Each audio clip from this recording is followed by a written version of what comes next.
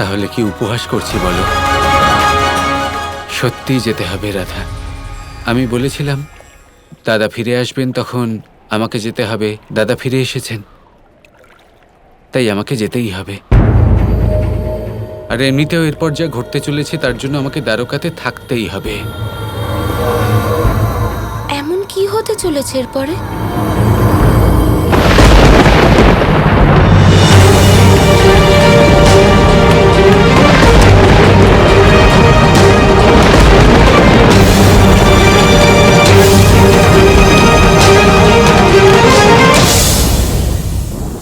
বলতে পারবো না রাধা।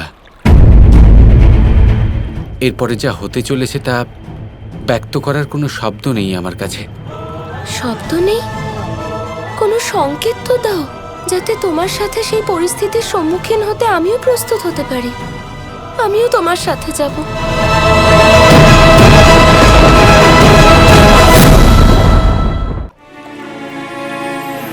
রাধা, তুমি চিন্তা করো না। সবাই এখানে আছেন, উৎসব পালন করছেন। তুমি শুধু সবার সাথে উৎসবের আনন্দ উপভোগ করো। আর তাছাড়া আমাকে এমনিও সবার থেকে বিদায় নিতেই হবে। সবাই উৎসব পালন করছে কৃষ্ণ, তোমার যাওয়ার কথা শুনেই সবাই দুঃখী হয়ে পড়বেন। আমি কি সেটা জানি না? আর সবার থেকে বিদায় না নিয়ে আমি যেতেও পারবো না রাধা।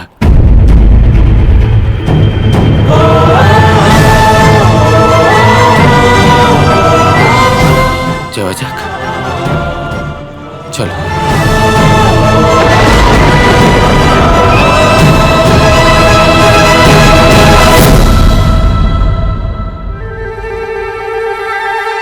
বলরাম, পেট ভরে খাবি? হ্যাঁ, আজ আমি অনেক রান্না করেছি, তুই যত খুশি খা, মোটেই কমবে না। মা, এই খাবারগুলো এত সুস্বাদু হয়েছে যে আমার মনে হচ্ছে যে এই খাবারগুলো আমি একাই খেয়ে ফেলবো, আর তোমাকে আরো রান্না করতে হবে। তাই নাকি?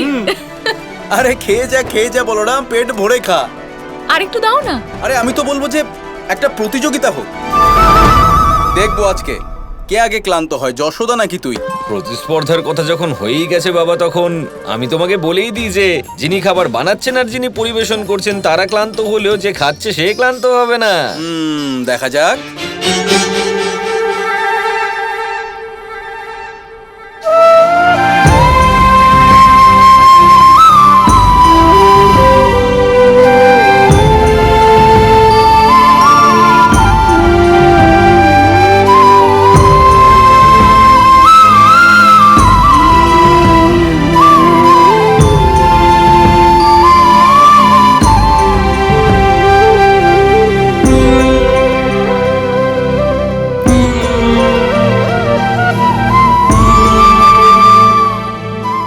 কি হলো কৃষ্ণ?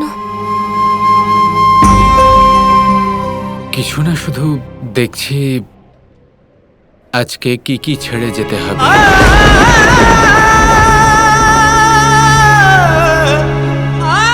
আরে, তোরা দুজন এসে গেছিস। গোপাল, কোথায় ছিলিস তুই? হ্যাঁ,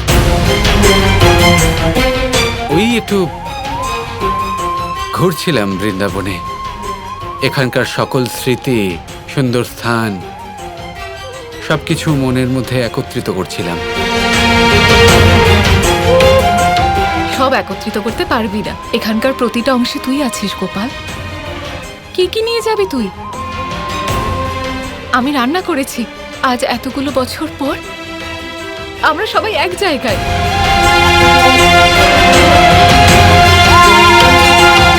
আর আমি এটাই চাই যে সব যেন এরকমই থাকে, আমরা সবাই একসাথে থাকি।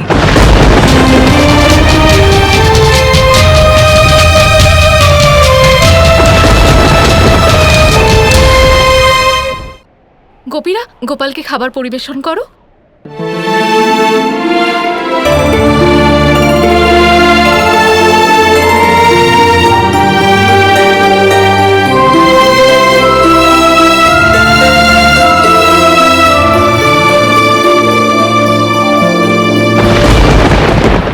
দেখো কৃষ্ণ, সবাই একসাথে কাজ করছেন। কেউ তোমার সেবা করছেন, কেউ খাবার পরিবেশন করছেন। কত ভালোবেসে করছেন। কিভাবে সব ছেড়ে যেতে পারো? আমি যেতে চাই না রাধা, কিন্তু আমাকে যেতেই হবে।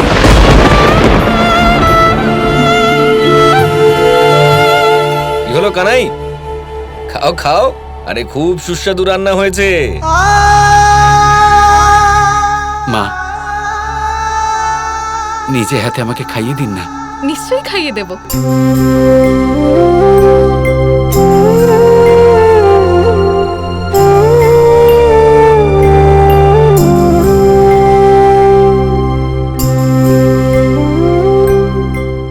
গোপাল, কি হয়েছে সোনা?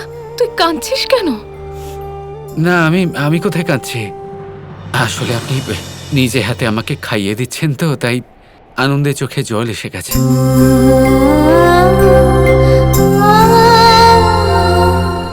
সন্তানেরা বড় হয়ে যাওয়ার পর নিজেদের মা বাবাকেই তো ভুলে যায়, কিন্তু তুই তো এমন নোস সোনা। তোর তো আজও নিজের মায়ের হাতে খাবার খেতে ভীষণ ভালো লাগে। খুবই ভালো লাগে। বাবা, আপনার হাত থেকেও খাবার খেতে খুবই ভালো লাগে আমার। আপনিও খাইয়ে দিন। হ্যাঁ গোপাল।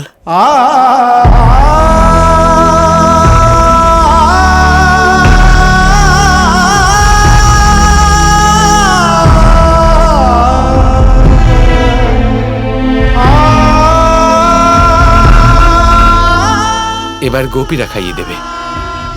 গোপীরা, নিজে হাতে আমাকে খাইয়ে দাও।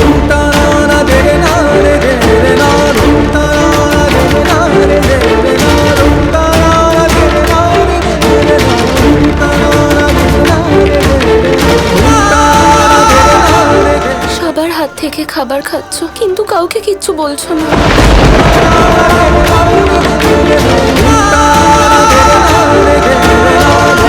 কেন ছেড়ে যাচ্ছ বৃন্দাবন? সবাই দুঃখ পাবেন।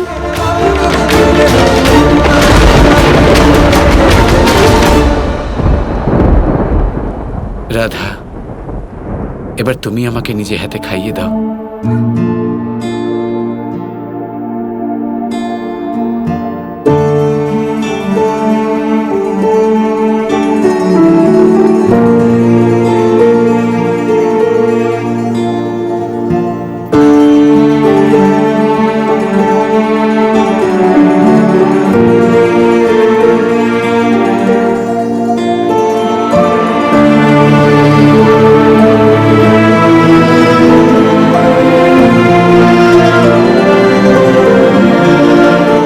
দাদা ফিরে এসেছেন, আমি আর এখানে থাকতে পারবো না। আমাকে যেতেই হবে রাধা।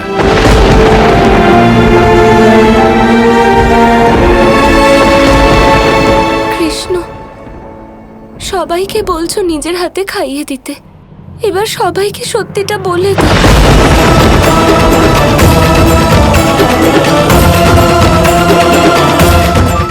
গোপাল, বাবা কি হয়েছে রে? তুই কি আমাদের কিছু বলতে চাইছিস? বল না। আমার রাধা, আমি তোমাকে নিজে হাতে খাবার খাওয়াতে এই জন্য বললাম, কারণ হয়তো এটাই শেষবার যখন আমি বৃন্দাবনে বসে তোমার হাত থেকে খাবার খাবো।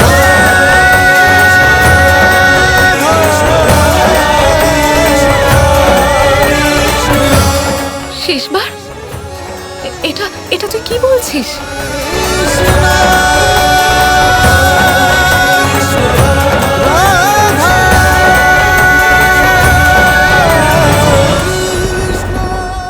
আমার এখান থেকে চলে যাবার সময় এসে গেছে। গোপাল, পরিষ্কার করে বল, কোথায় যাওয়ার সময় হয়ে গেছে? দ্বারকা আর কোথায়? যেতে তো হবেই বাবা। ওখানে দ্বারকায় আমার কর্তব্য, আমার রাজ্য আমার জন্য অপেক্ষা করছে। আমি আর থাকতে পারবো না।